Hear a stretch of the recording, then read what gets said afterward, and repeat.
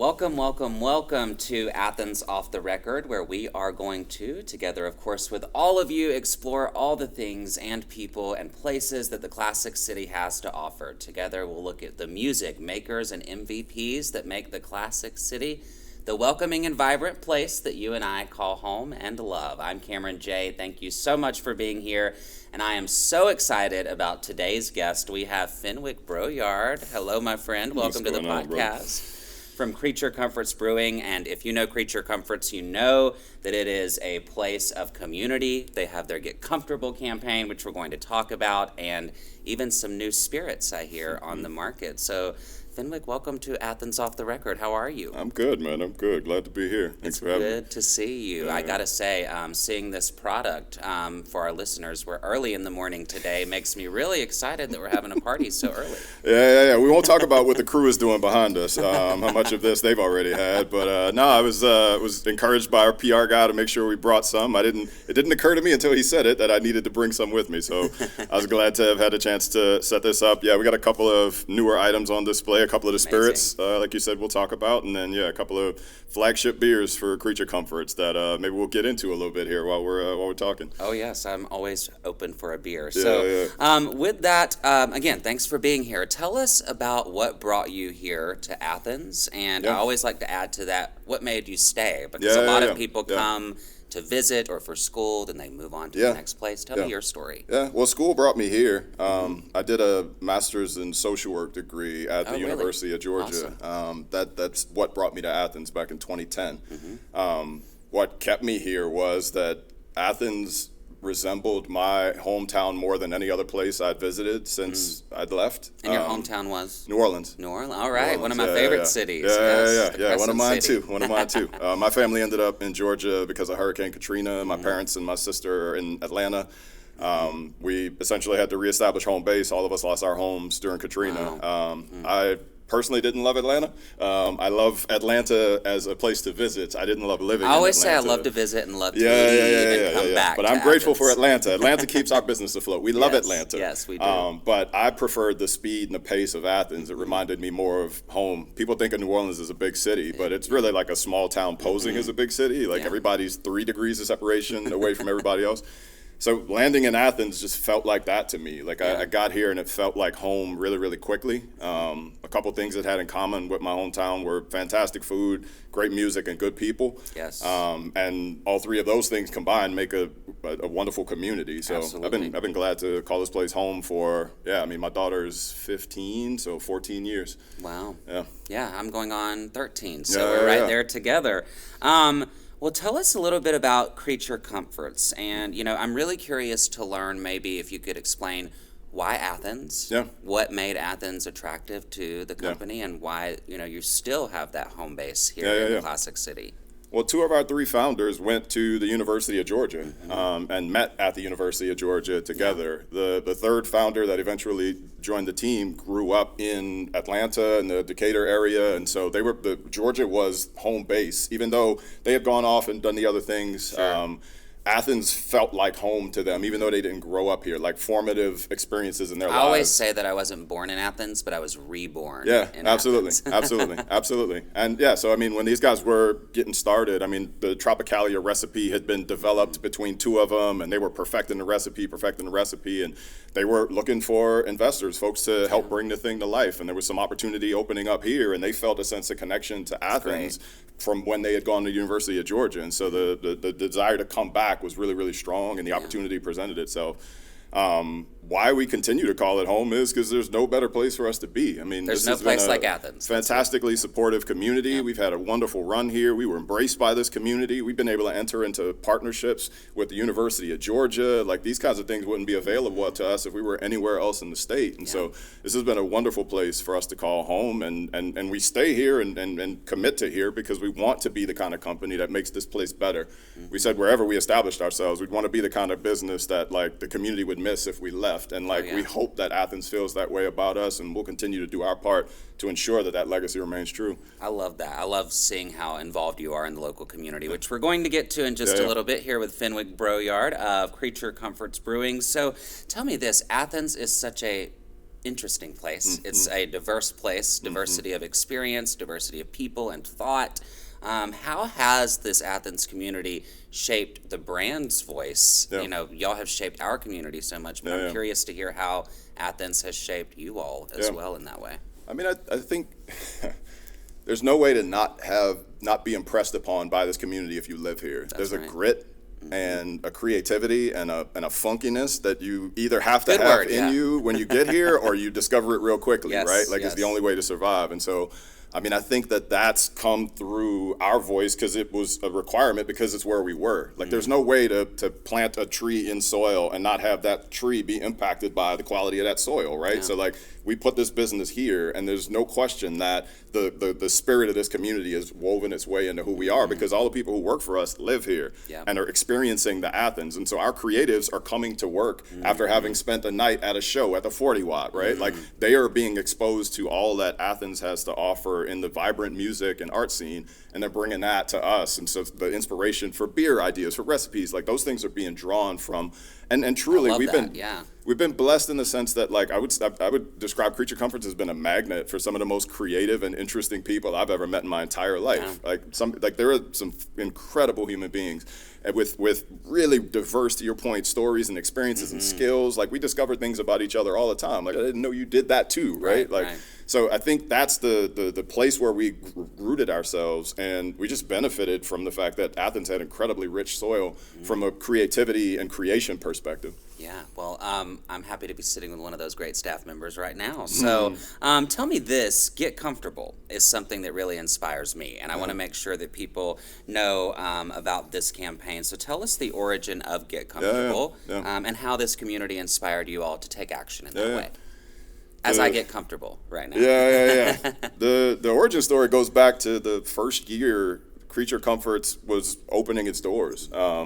Chris Herron, the first CEO at Creature, was committed to the idea, again, that this business would be the kind that would make wherever it was better. That was woven in from the very beginning. That was part of the original pillars, was community.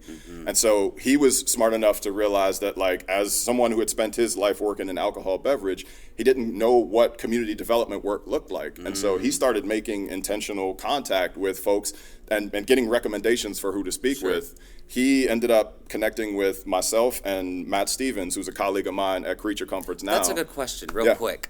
Social work background. Did you expect to ever be working in the brewing industry? I did not, because after that social work degree, I got a degree in divinity. And oh, wow. My uncle jokes that I went from saving souls to slinging suds. Now that is good. That's a good personal brand. I tell him I'm saving souls by slinging suds. I love it. I love it. But yeah, so no, Chris was connecting with myself. Matt Stevens at the time was actually working at Athens Church and was running the Athens I Love You campaign for Athens Church. So Chris was thinking about what could it look like for Creature Comforts to have an impact in our community, who's doing that work well. And he looked to them as an example, and then through some connections he made, he was told to reach out to me, because the nonprofit I was running at the time, Community Connection, provided technical assistance. We ran the 211 helpline. We managed all the volunteer coordination in town. So he came and sort of asked for us to start. He ended up joining the board of that organization. And while he was on that board, Jessica Rodell, who was at the Terry College of Business, was serving on the board as well. And her expertise is in corporate philanthropy and corporate social responsibility. So they were just match made in heaven, sounds like. What's that? Match made so in there were all heaven. these conversations that were happening at this exact moment in time, and that was the genesis of Get Comfortable. And I remember the first year, like, they were like, all right, we're going to do a proceed night. We're going to give 100% of profits on a Wednesday to nonprofits at the end of the year. And we only raised like $4,500 or something like that. But that was year one. That was year one. And it was like, and again, the nonprofits were so grateful that we were trying. And Chris told me at the time, he was like, I'm going to grow this program and I'm going to hire you to come run it. And I was like, yeah, okay, dude. Well, I'm going off to seminary. We'll see what happens. And then the program exploded. And then by year, like in my second year in seminary, all of a sudden they were doing like a philanthropic beer, Get Comfortable IPA. And it was like, all right, we're going to take the proceeds from that and we're going to put that into community work. And that 4,500 just started ballooning. And it was like, oh, wait, hold on. We need somebody to run this now. So then Matt Stevens jumps in and starts running the Get Comfortable program. And he managed it for, I guess, about 4 or 5 years, 4 years or so. And then when I was coming out of seminary, I moved back. I was working for the school district. And this was when? Oh, God. I've been at Creature. I started at Creature right in the middle of COVID. So wow. back Yeah. in 2020, Okay. it was June All of right. 2020. 5 or 6. Yeah. Yeah. So after seminary, I came back. I was working for the school district.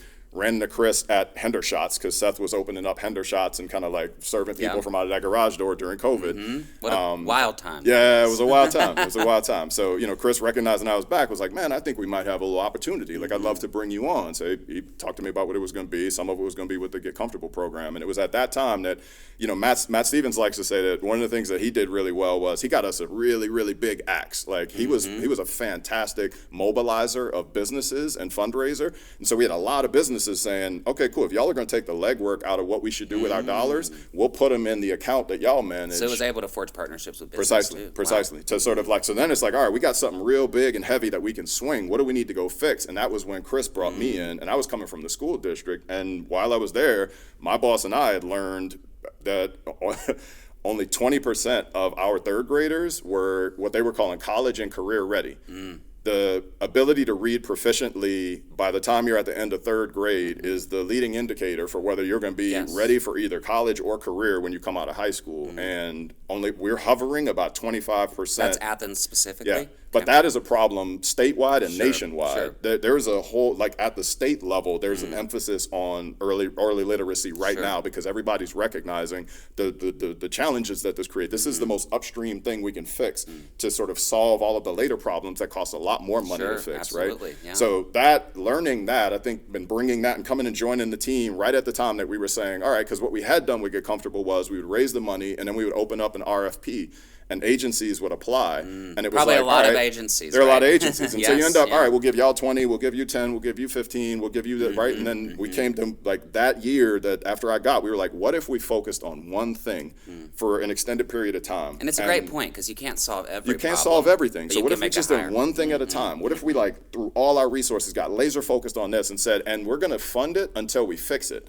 And so the agencies know they got a reliable source of funding as well, so we can really get creative inside the space, right? So that's where the idea of like, all right, so then we were trying to figure out what is the most like the most centrist, nonpartisan, what is the thing that we can all agree on?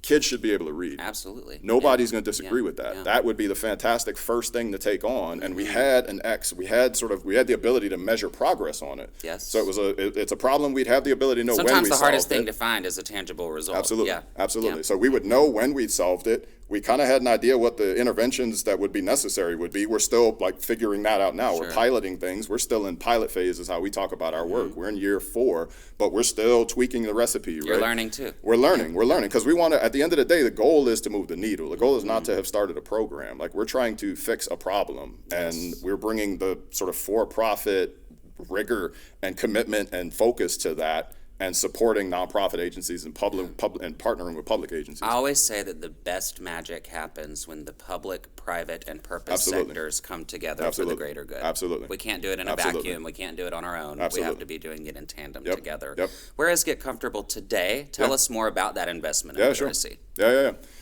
So we're running a literacy mentorship program. It's a push-in, high-dosage mentorship program for kids who've been identified by the schools as in need of additional support. We're sending trained volunteers into the building. Every kid who's been identified for the program gets an additional hour of one-on-one literacy instruction every week. So our target is to get every single kid by the end of the year up to 18 additional hours of one-on-one support in the area of literacy, specifically targeting kids in first and second grade. We started the program with working with second graders, and we actually only ended up working with third graders in year 1 because that principal had asked us to. When we rolled into Howard B. Stroud, which was the first school we were at, the principal shared with us. We told her it was a second grade intervention, and she asked, could we serve the third graders because those were the kids who, as kindergartners, had to learn how to read through a mask. She was like, those are my COVID babies. Can y'all serve them too? So we were like, all right, because we thought we were going to have 1 grade level. We were like, all right, well, I guess we'll do 2 grade levels. So we chose second and third grade. We worked with those kids, but the test we're trying to get them to improve the scores on happens in third grade. So it's like, all right, maybe we're too close to the exam. We probably need to consider intervening earlier. The results were great. The kids were showing progress. The mentor matched kids were showing growth exceeding that of their unmatched peers. It's fantastic. It's like if we intervened earlier, would we even have a better? So that's the work that we've been doing over the last couple years. Is we did a full year of second and third. We did 2 full years of second and third, and then we're like, all right, in year 3 we introduced first and second grade as the target, but we also picked up a second school. So we're in 2 schools right now. Yeah, we're in Howard B. Stroud and Fowler Drive right now. Those are the 2 schools that we're working in. And we're partnering directly with the school district on the identification of the when and where it goes next, and also on the strengthening of all of the curriculum materials. They've been working directly with the team. We've got all of the training and everything that we've offered for the last couple years. Now the district's coming in because we're making intentional steps towards them saying, okay, this is working, this can be ours, which was the dream, right? Was to put ourselves in that position where it's like, we'll pilot this because you can't get money to do a new program. Like, unfortunately, the big foundations want to fund work that's already underway. Sure. So it was like, what if the business community came forward and like provided the like seed capital for something like this to get started, funded it, proved it worked, and then you go leverage that success to get the dollars that can sustain it.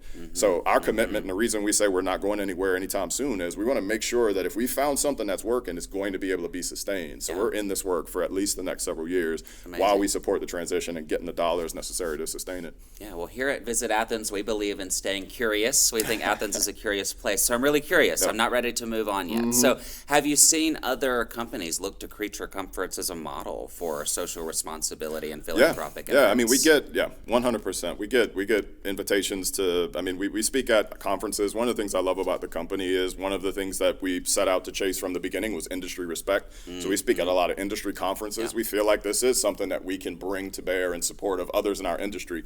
Craft beer is an incredibly altruistic industry, but everybody doesn't have what we have at Creature. We've been really, really blessed in the sense that we've got 2 people on our team. Matt Stevens we got 3 people on our team. Tyler, we got 3 people on our team who have either masters in social work or masters in public administration degrees from the University of Georgia. Wow, it's so fascinating. They just also happen to have other skills that allow them to contribute in ways that like support the business. But multi-hyphenates, it sounds like you have there. Precisely. Yes. But then you can sort of, with that collective expertise in the room, we can identify solutions and strategies for community problems in a way that like only really happens inside the nonprofit sector. The joke I tell is I feel like Creature Comforts is the best nonprofit job I've ever had because like I don't have to raise money anymore. Like we made the commitment about, I guess, 4 years back.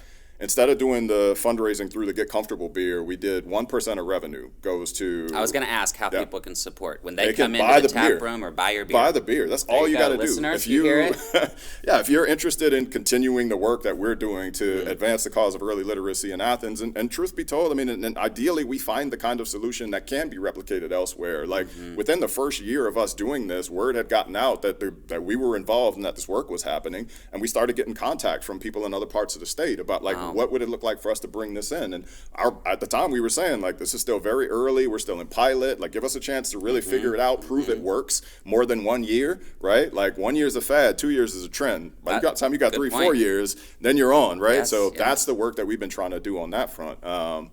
So, I mean, if folks are interested in supporting it, it's as simple as buying Creature Comforts product. 1% of every dollar spent on everything we do is going to support this work. And this work is expanding because the need is so deep. So I just have a clarifying question. Are you still investing those dollars into nonprofits in the community? And who are those maybe Books perhaps? for Keeps. Books for Keeps. Great organization. Fantastic organization. They have a book sale coming up, actually. We've been in partnership with them since the very beginning of the literacy process. So what we did at the very beginning when we made the commitment to early literacy was we opened up another RFP, but we didn't do a broad one. We said, we're trying to solve this problem. If you can help us solve this problem, apply and tell us what you would do. And we had about 35 organizations submit proposals. Books for Keeps rose to the top and has been a fantastic partner of ours ever since. So they're the organization doing the work on the ground in the building every day. And what we've been able to bring to bear is we've convened around that work what we call the implementation committee, which is a panel of experts from a variety of disciplines. So Jessica Rodell, I talked about from the Terry College of Business. We got Dr. Grace Bagwell Adams, who's in the College of Public Health. She's our third-party evaluator. So she's doing all the data evaluation to confirm that what we're doing in the schools is working. Brewing. We've got Kathy Wilson, who's retired from the CDC, whose primary expertise was scaling programs. Wow. Mark Wilson, who was the previous dean of the College of Public Health, sitting on that board. So we've brought the right people together to say, all right, Books or Keeps, we're going to pay you to do this work. It'll be this team's job to do process evaluation throughout and to recommend improvements when we identify those as necessary, because our goal is to move this needle. Yes. So the financial support that we've provided, we've also been able to serve as a champion for this work in trying to galvanize other businesses to support the effort in partnership with the chamber, in partnership with the mayor's office. It's been a fantastic honor for us to sort of raise the flag and to see how many businesses have responded to the call to do something about early literacy in our community, because our message to them is this is workforce development. Yes, this is what workforce development looks like. To be proficient in reading at the end of third grade is what the experts have said makes a kid college or career ready. So if we're hoping to have the workforce for any of our businesses coming from the kids who live here now, we got to make sure that they're learning how to read by third grade. We can fix this problem. Well, I think you've also given a great model for teamwork. I mean, it's not just about the philanthropy side of things. It is about the team that you're building that shows that, on our own we can do so little, but together we can do so much. So thank you for sharing about Get Comfortable. You all have heard how you can support. Just buy some beer, buy some spirits. And when you come to Athens, of course, we have the tap room here, which is what I would like to talk about now. Visitors are very familiar with your spot on Hancock Avenue. So tell us about the tap room, what people can expect when they come to visit that, and what you hope they feel. Yeah. What do I hope? A loaded question. Yeah, no, it's a fantastic question, though. What I hope they feel is really just an expression of the purpose of Creature Comforts. The purpose of the Creature Comforts Brewery is to foster human connection. We have long talked about and referred to the tap room as the crossroads of humanity. Throughout human history, pubs have been places where people have gathered to share ideas and to debate topics. And sometimes lively. It's very lively, very lively. But there's a temperance and a geniality that comes along with if you consume it moderately, which is one of our values. And we don't make beer for people to chug. This is a quality crafted product. This is for enjoyment. Don't recommend it. It will make you feel real good, real quick. I do know that. You don't have to drink it fast. It'll still get you there. But yeah, our tap room, we want it to be the kind of place that people gather, that friends feel welcome, that it becomes an extension of people's living rooms. If you don't have a living room big enough for all of your friends to gather, come to the tap room. We want to make you feel like you're at your home.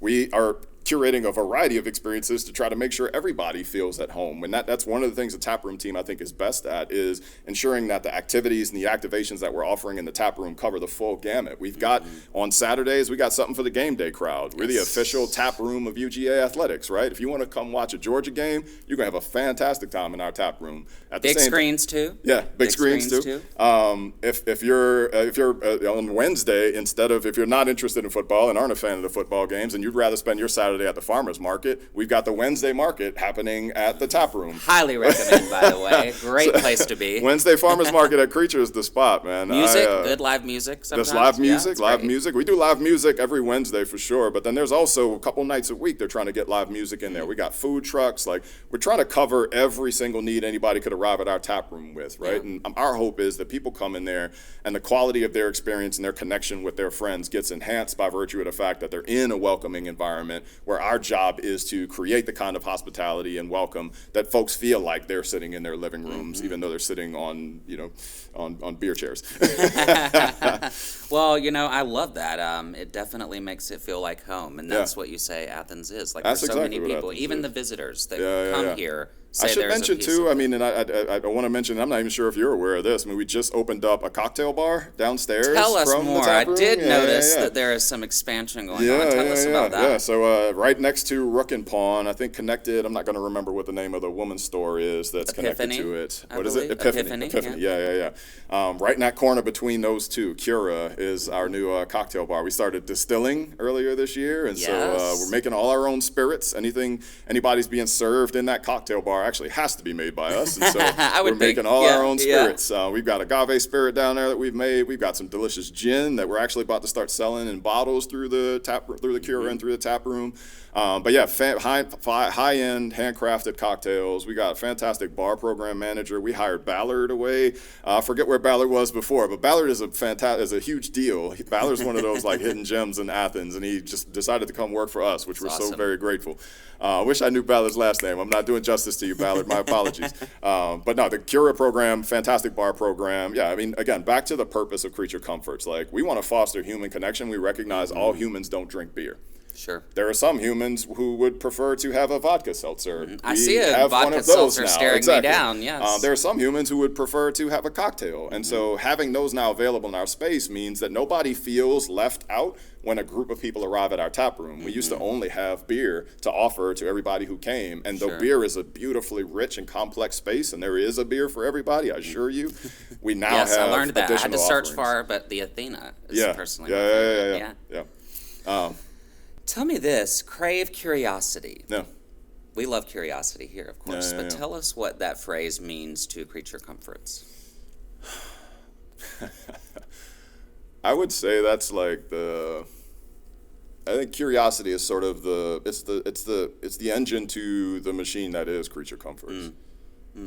Like, that's the invitation that is extended to every employee at Creature Comforts, is to crave curiosity, not just about the processes, but also about the people by whom you're surrounded. We want you to be curious enough that your curiosity leads you to become a master in whatever your craft happens to be. And we also want you to be curious enough about the people around you, especially given the amount of diversity that we have around us, Absolutely. that everybody feels welcome in your presence. Curiosity drives every decision we make. Like, our other values sort of flow from it. We've got another value, which is make it better. Make it better flows from crave curiosity. It's like, when you allow yourself to be curious is when you recognize something could be improved, and then you commit to actually doing that work, right? Love that. Yeah, the curiosity is, we think of it as like an approach to life that we're trying to inculcate in all of our fans. We want our folks, we want our folks to be curious enough about what we produce that you don't get stuck with, well, I just like the Tropicalia. It's like, man, there's something we got right next to that would blow your socks off. Step out a little bit. Trust us. Like, we do this well, you know? So I like the seasonally infused drinks. Yeah, Am I recalling that correctly, that happens? We got the Curiosity collection. Yes, so good. So good. Yeah. We've talked a little bit about this, but Athens, I think, is so unique in that it is a creative hub. I mean, like you said, there's every type of person and creative mind here. How has that influenced the growth of the brand overall? Yeah. We've had opportunity over the years to partner with some fantastic local artists. We've been blessed by the talents of so many people along the way who made investments in our brand. We've been inspired by the work that those artists have produced. We've had close friendships with those artists, right, which can't help but influence how we've brought ourselves to work. Again, I think it's back to the impact that in a town as small as Athens, where you are really, like New Orleans, only a few degrees of separation away from everybody. When I first moved here, I thought it was a big city. I tell people that. Not at all. I've been here so long that I can't go anywhere, you know? Yeah, exactly. Not even close. Not even close. But I think when you live in a place like Athens, where there is as much creative energy as there is in Athens, and there's only 3 degrees of separation between everybody, those creatives who necessarily like exude that into the world really just start to kind of get it in the water. So I think, there aren't like hyper-specific ways that I can point to where I feel like creative people in Athens have directly influenced, except for the fact that like the people at Creature Comforts are more creative than they would be if we hadn't been in Athens, surrounded by as many creatives as we are. Like, the creativity here sort of catalyzes the creativity at Creature Comforts. Yes. The collectivism helps. Yeah, Definitely. What do first-time visitors say? I'm curious what listeners and watchers are going to say, but what do people say when they hear this story for the first time? You know, how Creature Comforts was founded, this, move toward philanthropy. What is the response that you typically see from people? Is it surprise, intrigue, wanting to be a part of it? All of the above? I hope I'm going to go buy some more of that beer. And that. Yeah, no, I mean, it's honestly, it's something we haven't talked a lot about.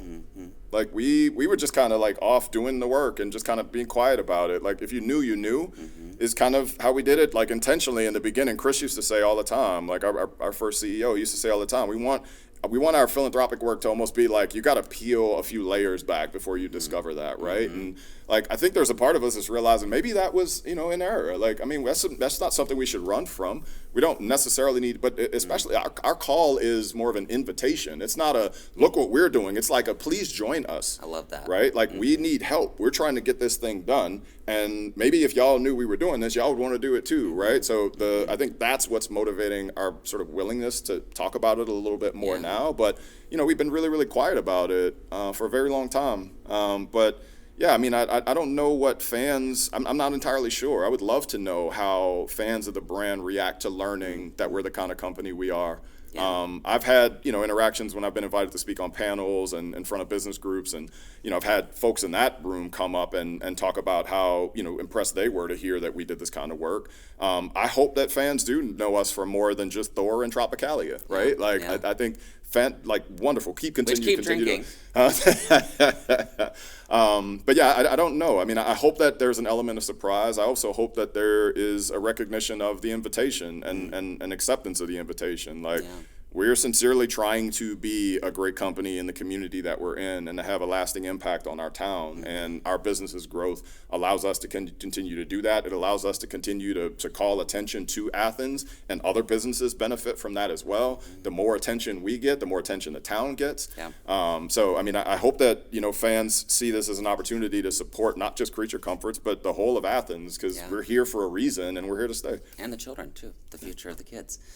With that, I do want to remind listeners and watchers, please let us know what you think. There are some comments that you can make. You can also hit that subscribe button so that you stay in tune with Athens Off the Record. Fenwick, tell me this. Why has Athens become such a hotbed for breweries in general? I mean, it seems that the beer scene kind of exploded here. Yeah. Why is that? That's another one of those questions I can't answer. I'm glad I'm giving you some hardball questions. Yeah, no, you're today. Definitely catching me right at the end here. I'm like, that one I don't think I know the answer to either. I mean, I think there's good beer here. And again, I hate to just keep going back. I feel like I'm beating a dead horse here. But I mean, in the same way that Creature Comforts has been influenced by and couldn't escape being influenced by and improved by being located in a creative community like this, the same is true for all the other breweries that are established here and establishing here, right? Yeah. Like, you're locating, Terrapin kicked the door open, Creature Comforts came behind them, and there's still room for others, right? So I think it's wonderful that folks are breaking into the space and doing so with intention and integrity.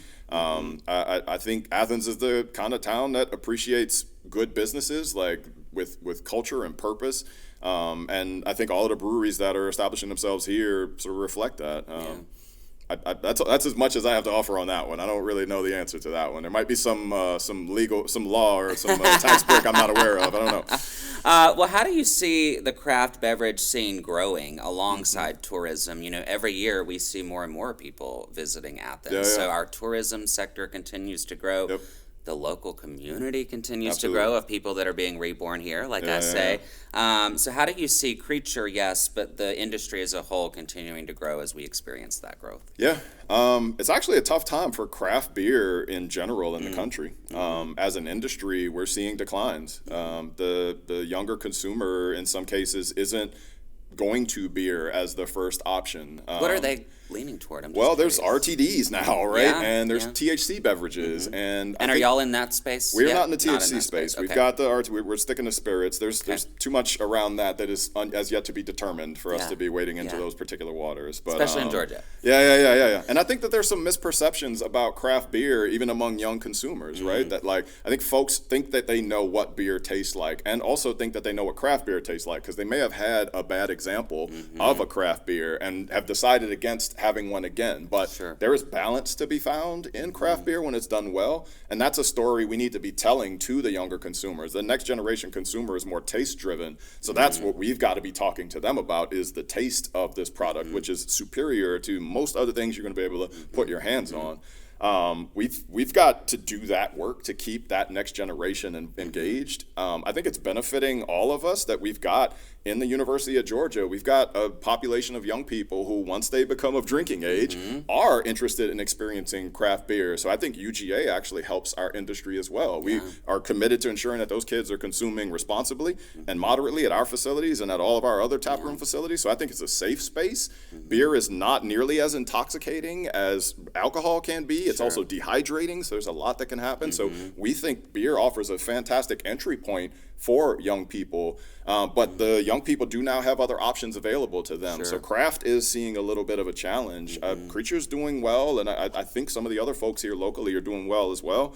But yeah, craft is experiencing headwinds, and we're pushing against those. We're up, and our business is doing well because we continue to innovate and break into new spaces and push boundaries. Yeah, I can say that when I drive by on a weeknight even, those big windows on the front of the tap room, I mean, it is full, yes, but there is also every generation possible. Absolutely. A lot of young people, too. Absolutely. Yeah. Absolutely. Tell us about the crowd that you're seeing there. It sounds like you are seeing young people. We're seeing everybody. That's I mean, great. and that's really where we have an advantage, right? It's like there are 9,700 tap rooms in the United States of America. Like there is an experience you can have in a tap room that you really can't have anywhere else. It's not like a restaurant experience. It's not like a bar exactly. Like it's this liminal It's very space. curated. Yeah. Y'all do a good job. Yeah. So I think that's one of the advantages that we have in craft beer, and that's where I think our sister breweries here in town have had success as well. Is having a physical space that people can enter that feels like the kind of place they want to return to. The liquid is fantastic, and folks could buy the liquid and go consume it at home. Like what's happening in the taproom environment that's going to make folks want to continue to come out and have the experience on site. That's where I think we've got a decided advantage, and I think that's where you see a lot of breweries investing in their tap rooms and really ensuring that they're creating a draw and a magnet for people to come and experience it on site. Seems then like you we're build seeing a a shift connection back to to the that brand. post-COVID, too. Yeah, no, for sure. That's what we're up against as well, right? And that's something we're trying to fight directly, like the sort of cloistering of ourselves into these little echo chambers and the sort of social media impact. Like we've said for a while, like we think of this beer as like anti-social media. Like, you know what this beer is designed for? This beer is designed for showing up. This Tropicalia, this six-pack, we've said we want this to be the official symbol of I come in peace. If you got a neighbor in your immediate environment that you haven't yet had a conversation with, or somebody you know you should have introduced yourself to by now, walk up to that person's house with a six-pack of this Tropicalia and introduce yourself and sit on the porch and have one of these and tell me if you don't walk away from that experience with some human connection having been established. Like that's the goal of this beer, is to bring people together. And that happens at tap rooms, but that also happens in community. This beer is for sharing. We want people sharing Creature Comforts with one another. I always say that you're not going to change a heart or a mind by arguing with someone in the comments on social media, but you can change the world by going and knocking on your neighbor's door. Having a conversation and perhaps doing it with sip a couple beers, man, take the temperature down and then start the conversation, you know? Yes, better beer than maybe some of the other choices as we discussed earlier. So tell me this, what is a memory that you hope that people leave after a visit with you all here in Athens with? I hope that they experience surprise and delight in the product. I hope that they come to the tap room and allow themselves to veer a little bit to the left and right of what they think they like. We've got so much to experience. I hope folks will allow themselves to experience all of that. We've got a Curiosity Collection, limited release beers. We've got the Curiosity Bar where we're infusing the beers. Like, very good, we've got by the way. fantastic options. Now we've got spirits upstairs. We've got batch cocktails. So there's room for folks to come in and to experience surprise at just how much there is at this tap room, this brewery. We've been known as a brewery for years. I want people to walk away realizing we're a beverage company now. I like that. That's the takeaway What's when the you come to distinction? visit. What's that? Tell us the distinction to you. Well, I mean, we're making spirits now. We're distilling spirits. Yeah. We've got vodka seltzers. We got, it's remarkable, the growth. I'm telling you, seeing it firsthand. Yeah. Just over the last decade. No, we're branching out intentionally, and we want folks to follow us on that journey. Yeah. How can people connect with Creature Comforts beyond walking into that package store and buying a beer? Of course. Where can they find out more? Follow us online. I mean, go to our website. Follow us on social. We're on all the social platforms. Like, become a fan of ours there. Like, tell us what you want to see us doing. We want to talk. We want to be in communication with our fans. We would love for our folks to be talking to us online. That's one of the few places we can talk. We can't afford radio time or commercials, but we've got social media, and so we can produce content and communicate with our folks there, and allow them to dig deeper into who we are as a company. If folks are curious about any of what they heard, we expect to get comfortable. All of that can be uncovered on our website. It's always been there. And y'all put out an annual report, I believe. Yeah, too, we do. We put out recently. an annual impact report. Yeah. So we've got that available in PDF online as well. That way you can learn about the commitments we make, not just to the community, but also we've got sustainability efforts that we're committed to every year and goals we're tracking on that front. It's a fantastic company that I hope folks will really get curious about learning more about. And yeah, we've got all the information online, and the easiest way to get a question answered that you don't have an answer to is to come to the tap room and ask one of the humans that work there. You heard it here first. All right. Tell me this, just as we wrap up things with Fenwick Broyard of Creature Comforts, tell us about some of the new products that you're featuring these days. Yeah. So again, we've got the 2 new vodka seltzer flavors. We've got the citrus and the tropical. Those 2 dropped a couple months back. Those are available in package stores. We've got Classic City Light, which I'm very, very, very happy for us to be having on offer, both in our tap room and through distribution, also in Sanford Stadium. So folks are heading to UGA football game. We got 4, I guess, brands in the stadium. 90,000 people. Waiting and ready. So we got Tropicalia, Classic City Lager, Classic City Light, and then we got a seltzer brand in there as well, Sip 'em Seltzer in Sanford Stadium, malt-based seltzer in Sanford Stadium. So 4 brands in there. Classic City Light's the newest. That's the one that I think we're betting on. We got a lot of fans of Classic City Lager who are getting older like myself, who are looking for a little bit of a light beer brand, and we're making no secret about the fact that we're coming for the light beer brands out here. We think we've got a better tasting light beer alternative for folks. This is a craft light beer, and folks are going to appreciate it. And the spirits are rolling out. The next one that's going to come in through the tap room, we're going to be selling bottles of the gin, the London Dry Gin. That one's coming soon. I don't have the exact date on that. This is where my PR guy, I didn't get that. I didn't get that from him. I didn't get the exact date on that, and I don't have my notes. But we've got the gin coming out, and then towards the end of the year, we're going to be releasing a coffee liqueur as well. Now that is what I'm talking about. Yeah. We've been perfecting that in Cura, right, which is the cocktail bar. So there's a lot of creativity even happening down in Cura, and as we're discovering things down there, we're determining, all right, what do we think, what are folks reacting to? What do we want to offer out? That's a way for consumers to tell us what they're interested in this new space we're breaking into through spirits. That is awesome. Well, I'm excited to try them. Do you have a personal favorite, not to get you in trouble with anyone? Of the new? Of the new? The Classic City Light, which I'm surprised by. Okay. Because I'm not, one of the guys I work with, he jokes I'm not a crispy boy. So I prefer hazy IPAs. But I like this Classic City Light, man. It is so drinkable. I was very surprised by how much I'm enjoying that one. I don't know if it has a lot to do with my age or what, but maybe my taste buds are changing. But that is a delicious beer, and I don't usually go for light beers. Well, and the branding's great, too. You can never go wrong with that. So, all right, we're here with Fenwick Broyard, wrapping up Creature Comforts Brewery in Athens. So, few rapid fire questions for you. Thank you again so much for your time and going off the record with us here. So first off, favorite hidden gem in Athens? Yeah. And I know there's a lot to choose from. Yeah. I'm gonna say the Firefly Trail. Yes. I'm gonna say I owned a house in Chicopee, Dudley, and I heard that was a possibility, but I never thought it would happen. And that thing has come to life, and it is more beautiful than I could have imagined. Yeah. I really, really love that development. That Firefly Trail is one of my favorite new things in Athens. Yes. Yeah, I'm gonna count that one. All right. So for those who don't know, you can walk, you can bike, you can run. It is a great place to experience nature and all that Athens has to offer. And I think there's more to come. Absolutely. On the Firefly Trail. So what about your favorite or top Athens memory from these years you've spent here? I think my favorite Athens memory, it was a surprise one. It occurred in a single day. I was running Community Connection in Northeast Georgia. I had a small staff, a couple of young people on my staff, and I overheard them talking about this group whose name I had never heard, Lake Street Dive.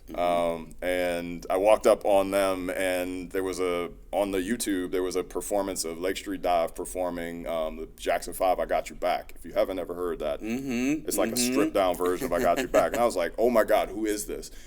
I went to the show at the Georgia Theater. I bought a ticket immediately. I went in my office and bought a ticket, and I went to the show at the Georgia Theater, and it was one of the best live music performances I've been to in my entire life. Wow. That was my first time going to the Georgia Theater as well. What a great So venue. like that venue, that band, that night was like that's one of my like that's not even just one of my best Athens memories. That's like one of my best memories that I've got was that show that night in the Georgia Theater. Shout out to Lake Street Dive. I was about to say, good promo there. What about this? We have so many events, festivals. There's always something for everyone, as we like to say here. Tell me your favorite. The Rumpus. The Rumpus, Wild Rumpus. The Wild Rumpus. Why is that? Oh, man, the Wild Rumpus is like, again, it reminds, in New Orleans, we costumed as well. We costumed reminiscent for of Carnival, for Carnival, we costumed for Halloween, we costumed. And there was tremendous creativity that went into that costuming, and you discover things about people through the costume choices that it's like the make, one night right? a year Like, people can be anything truly that they want to be. And there is everything at the Rumpus. And so, yeah, it is one of my all-time favorite events in Athens, and I've loved watching it grow over the years. Timmy's done a fantastic job with that event. Yes. We've been fortunate to be able to partner with them. The parade kicks off right in front of the brewery. I was about to say, a lot of parades kick off there. Yeah, it's a fantastic. So, yeah, the Rumpus, though, is one of my absolute favorite events that happens every single year in Athens. Yeah, Wild Rumpus being that Halloween parade that makes you feel like, for my generation, that you're back in Halloween town. That's what I like to say. Well, Fenwick, thank you so much for coming on Athens Off the Record. We really appreciate all you do in this community. Special thanks to Creature Comforts for not only contributing to the culture that is Athens, but uplifting the community as well. So thank you so much. Cheers.